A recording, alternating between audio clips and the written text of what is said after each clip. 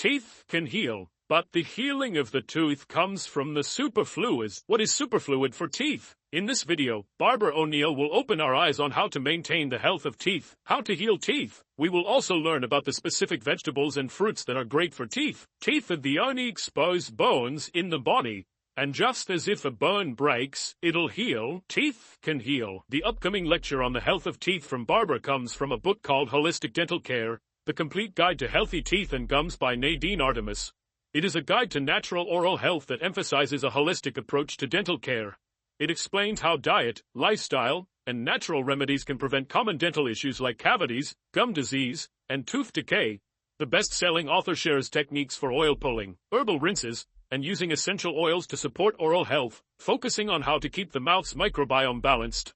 Holistic Dental is a book written by Nadine Artemis. And Nadine Artemis, she presents some fascinating things. She looks pretty much at what I've looked at here, but she goes a little bit further with the teeth, which are the only exposed bone in our body, and they should not be deteriorating. And if they do have a little decay, they have the ability to heal themselves, as every other body tissue does. So why aren't they healing? Maybe they haven't been given the right times, or they have not been given the right conditions. And she calls these two superfluids.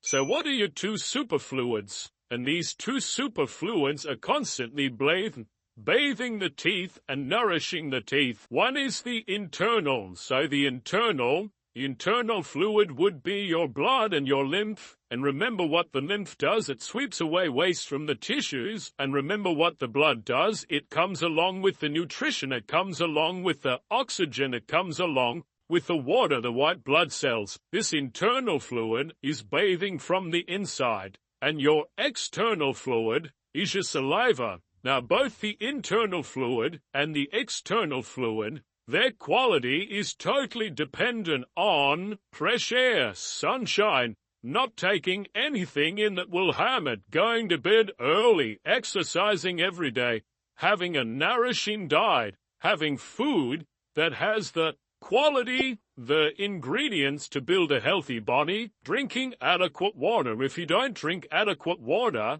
that saliva does not have the ability to bathe, soothe, nourish, and heal. When you look after your bones, you are also looking after your teeth.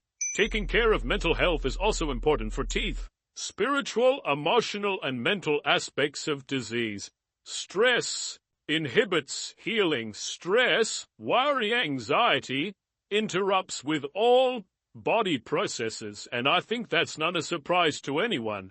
So we need to be sure that our internal and external fluids are of the top quality to allow our teeth to heal. But something else this is causing teeth to deteriorate, and that is food caught between the teeth. As one dentist said, only floss the teeth that you want to keep.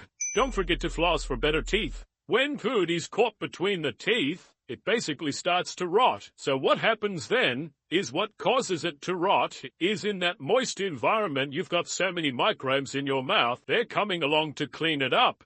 And as the bacteria and the yeast start to break down that food between the teeth, they give off a waste, and that waste has the ability to start eating away at the enamel on the teeth. Rinsing after meal is essential.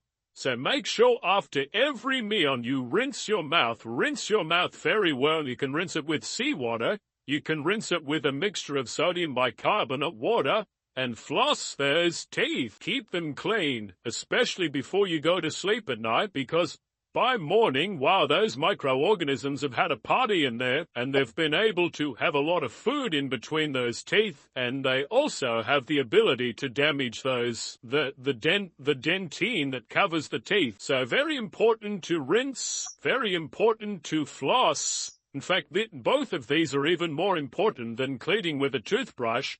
Oil pulling with coconut oil is great for teeth. So oil pulling is using coconut oil. It's putting the oil in your mouth and it's swishing. You might swish for 10, rest for 10, swish for 10 seconds, rest for 10 seconds. It's called oil pulling because it can pull waste out of the tongue. It can pull waste out of the glands under the tongue. It can pull waste out of the blood vessels under the tongue. And then you release that oil out on the grass. Don't release it down the plug hole or you'll plug up your plumpy.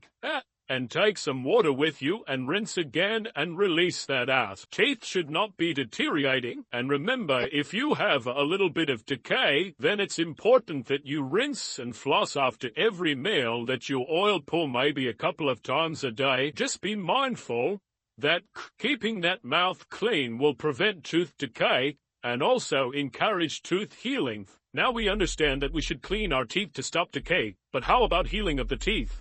Barbara shares simple solution to the healing of teeth. But the healing of the tooth comes from the superfluids, the internal, blood and lymph, and the external fluid. Their quality is tightly dependent on the food you're eating, how much you're drinking, going to bed early, so all of these things. Now let's talk about food, what we should avoid and what we should eat for healthy teeth. First, let's talk about what we should avoid and then talk about 3 vegetables that are great for teeth health. Avoid sugar. Sugar is one of the worst because you know what sugar does? It just feeds all those little microns that are breaking down the things that are caught between your teeth. So those sugary drinks are particularly damaging to the teeth. Sugary drinks are particularly damaging to teeth because they fuel bacteria in the mouth that produce enamel-eroding acids. And many of these drinks are acidic themselves, further weakening enamel. Sipping on these drinks over time prolongs exposure, allowing acids to do more damage, and they can reduce saliva's ability to naturally protect teeth. This combination of sugar, acid, and prolonged contact significantly raises the risk of cavities, tooth sensitivity, and decay. Switching to water or low-sugar, low-acid drinks helps minimize this damage. Now let's talk about what we should enjoy for our teeth health. The best fruit that Barbara recommends is apple. One of the best things to eat is an apple. Your teeth and your mouth need crunchy things. So with a refined diet today, there's hardly any crunch, have you noticed? But apples require you to crunch, and when you crunch, that is strengthening the teeth, it is strengthening the jaws, it is strengthening the gums. No wonder the old saying says an apple a day keeps the doctor away. So get used to crunchy things, and we should also eat vegetables for our teeth.